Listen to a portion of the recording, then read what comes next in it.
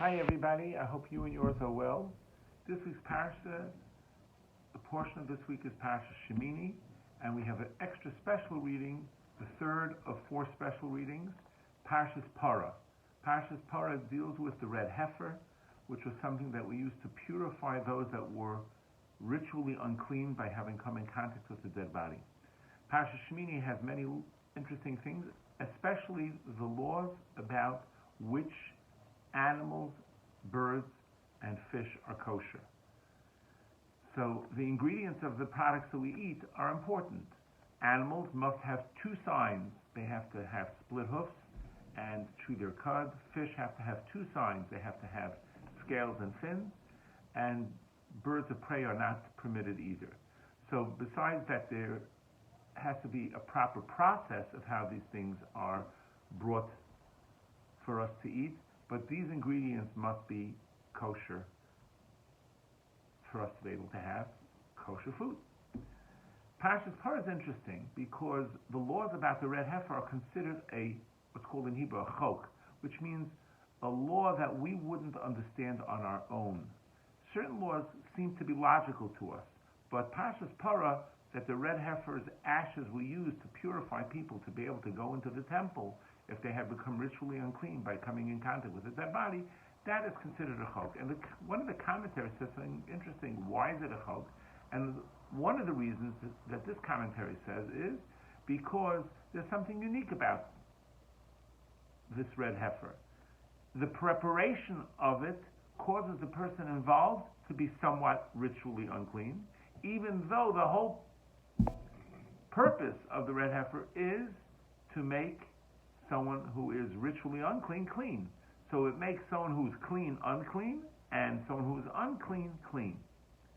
So how do we understand this paradox? And maybe there's a deeper insight that we can relate to, because really the human condition is a world of paradoxes. Let me give you some examples. Example number 2 would be the spiritual and the physical. We each have a soul, but we have a body. And the soul lives here on earth in a physical body, and we have to take care of it. And interestingly enough, the two have to work in harmony. As a matter of fact, our sages teach us that keeping kosher is not only something that is special for the soul and that for eternity, but it's special on this world as well because it allows us to be more sensitive to spirituality on this world. And if, God forbid, we're not keeping kosher, then that dulls our spiritual senses and doesn't make us as sensitive to being able to be more spiritual. So there's this connection and paradox between the spiritual and the physical because the two are combined. Another example is being humble and having confidence. Those two things are again a paradox. Because if a person is going to be super humble and say, I'm a nothing, he'll not get anything done. If he's super arrogant and super haughty, then that's a bad character trait. As a matter of fact, the great Hasidic master, Rabbi Simcha Bar teaches us that we are supposed to have two papers in our pocket. One that says, I am dust and ashes, and the other one that says, the world was created for me. And the wisdom, he says, is knowing when to pull which paper out. When you're feeling haughty, pull out the paper that says, I am dust and ashes. When you're feeling down, pull out the paper that says, the world was created for me. That means that even if there's nobody else in the universe, it would have been worthwhile for the Almighty to create the entire cosmos just for me to be able to accomplish what I need to accomplish in this world.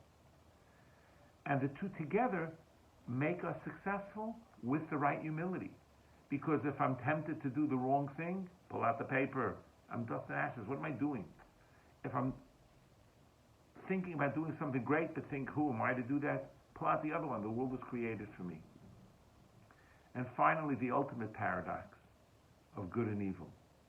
The Russians are devastating Ukraine. Terrible loss of life. Millions of people are being displaced. Evil. But there is such good. There are members of Hatzalah, an organization in Israel that are going to Ukraine and helping people escape, bringing many to Israel, and people are helping them, giving them medical care and giving them a place to live, giving them food. So with the great evil that's going on, it's bringing out wonderful, beautiful things from people as well. And that's this world we live in, the world of the paradox.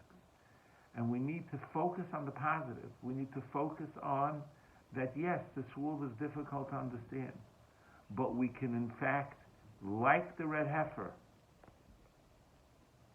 it makes impure the one who's preparing it, but it purifies the person who is ritually unclean.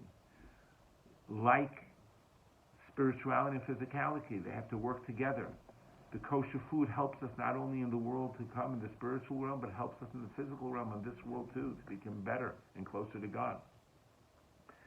And humility and haughtiness, the right balance, like Rav Simcha Pshiska teaches us, that's the way to live, to accomplish and to not give up and to try our best, and not to think that we are the best, but to try our best. And ultimately, as much evil as we see in the world, there's a much positive that we can do to counteract that evil, and that's even more powerful than the evil itself. Have a wonderful Shabbos. I'm open to hearing any questions or comments or thoughts. I'd love to hear what you have to say. Have a wonderful Shabbos. All the best.